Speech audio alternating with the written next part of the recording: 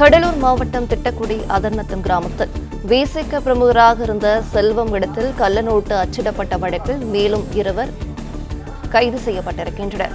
கூடுதல் விவரங்களை செய்தியாளர் மணிகண்டன் வழங்கிட கேட்கலாம். மணிகண்டன், வணக்கம். மேலும் விவரங்கள். வணக்கம் மேடம்.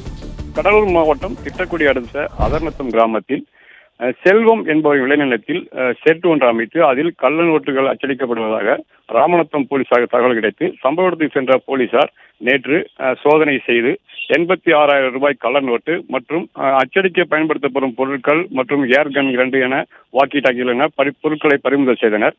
நேற்று மாலை சம்பவ இடத்திற்கு வந்த கடலூர் காவல் கண்காணிப்பாளர் ஜெயக்குமார் நேரில் விசாரணை செய்து இதில் 2 பேர் நேற்று கைது செய்யப்பட்டனர். தனிப்படை அமைத்து முக்கிய குற்றவாளியாக கூறப்படும் செல்வத்தை போலீசார் தேடி வந்த நிலையில் இன்று அதிகாலை செல்வத்தினுடைய நண்பர்கள் என 3 பேர், சக்திவேல், அரவிந்த், அஜித் என 3 பேரை தனிப்படை போலீசார் அழைத்து வந்து ராமநத்தம் காவல் நிலையத்தில் வைத்து தற்போது விசாரணை செய்து வருகின்றனர்.